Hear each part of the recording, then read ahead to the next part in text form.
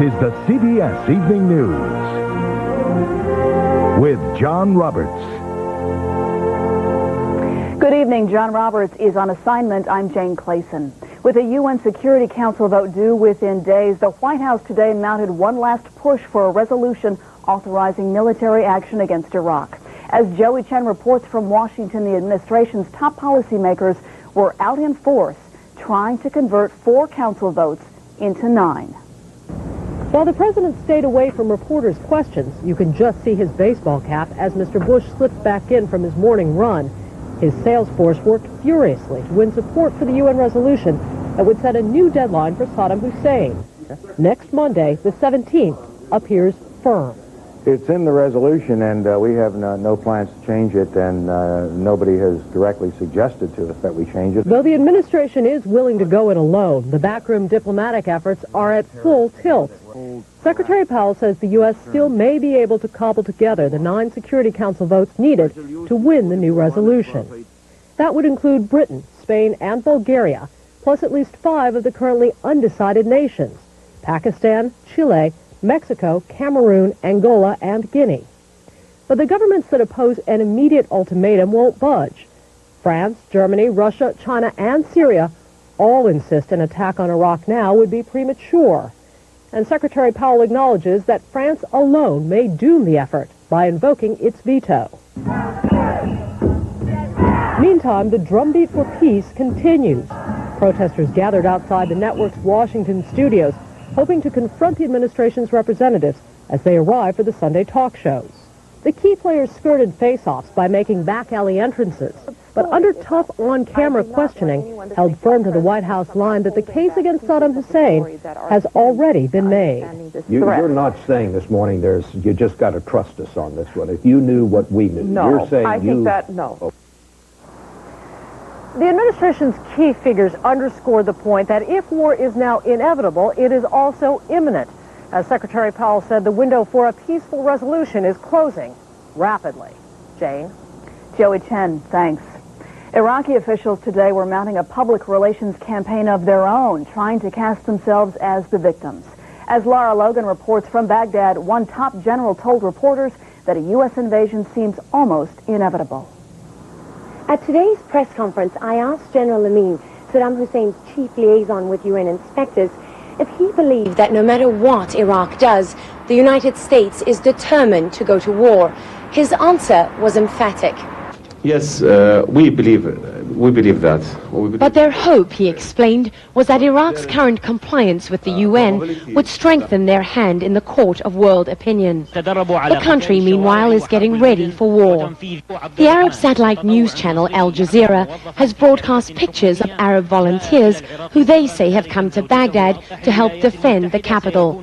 Dozens of young fighters from across the Middle East, being trained in urban guerrilla warfare at a camp northeast of the city, ready, they say, to give their lives for victory. And in the classrooms here, a different kind of lesson. These young girls are taught how to behave in a bombing raid, while young men are recruited by the military.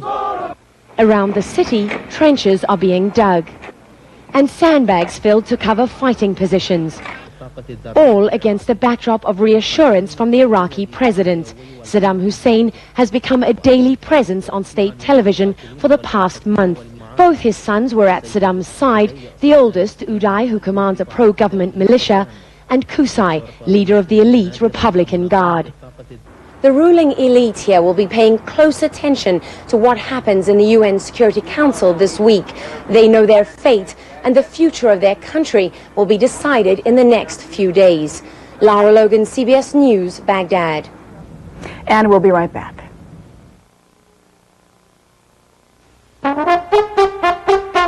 Wish your dentures were this comfortable? Bob's denture adhesive is C-Bond. Bought it for hold, love it for comfort. Only C-Bond clings wall-to-wall with 3 strong adhesives in a thin velvet soft wafer. No gaps, no ooze. C-Bond, buy it for hold. Love it for comfort. Still scratching that itchy scalp? Scratching isn't healthy for it. Maximum Strength Scalpicin promotes a healthier scalp. It stops itching, stops scratching. Not a shampoo, Maximum Strength Scalpicin is a clear, odorless liquid with the itch medicine doctors recommend. Plus scalp nourishing aloe. Promote a healthier scalp with Scalpicin. That's me with his whole family. So you on a farm? Yeah, imagine with my allergies. Go where you wanna go. Do what you want. This is Trisha.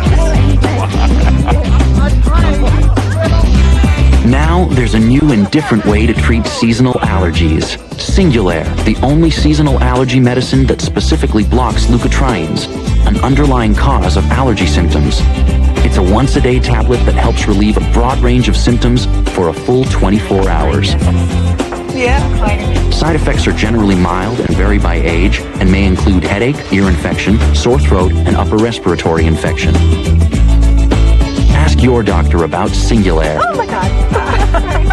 Morning. Good morning. Ready to go for a tractor ride?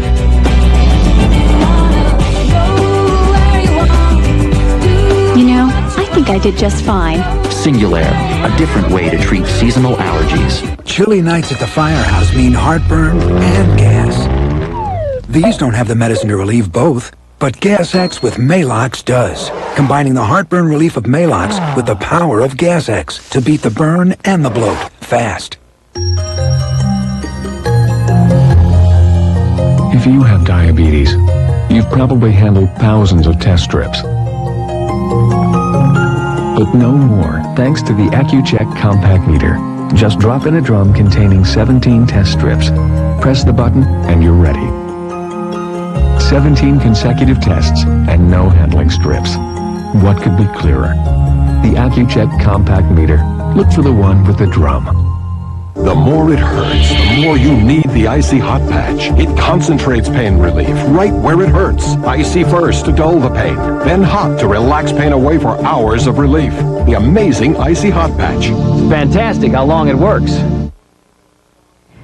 U.S. Special Forces searching for al-Qaeda in Afghanistan said this weekend they detained 7 men suspected of planning bomb attacks.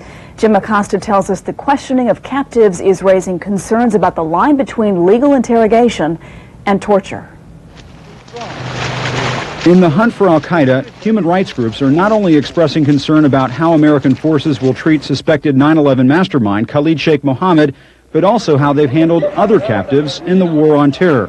Every time you stop somebody who you identify with al-Qaeda, it is possible that they know information, and you want to have that information. Does that mean that you give a green light to torture all the time? Just last week, U.S. Army medical examiners in Afghanistan concluded 2 prisoners were beaten to death at the Bagram Air Base in December. The matter is under investigation. Lawyers for American Taliban, John Walker Lynn, say their client was bound with duct tape, blindfolded, and stripped of his clothes before he talked to special forces.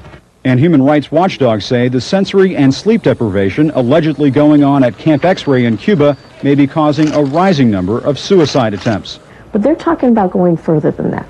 Critics argue such tactics violate the Geneva Convention, a United Nations agreement signed by the U.S. that describes torture as any act causing pain or suffering, physical or mental, that's used to obtain information. The White House says U.S. forces are following the law. That is precisely what has been happening and exactly what will happen.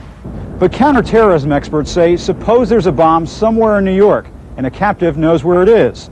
In that case, some say a cup of coffee and cigarettes won't get the job done. Retired Israeli intelligence officer Isaac Yefet insists sleep and sensory deprivation are not torture. He concedes a few rogue agents do cross the line, but most obey the law.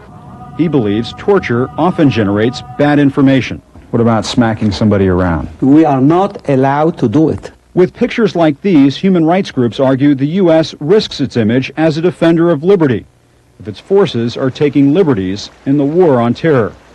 Jim Acosta, CBS News, New York. And that is the CBS Evening News. I'm Jane Clayson, CBS News in New York. Good night.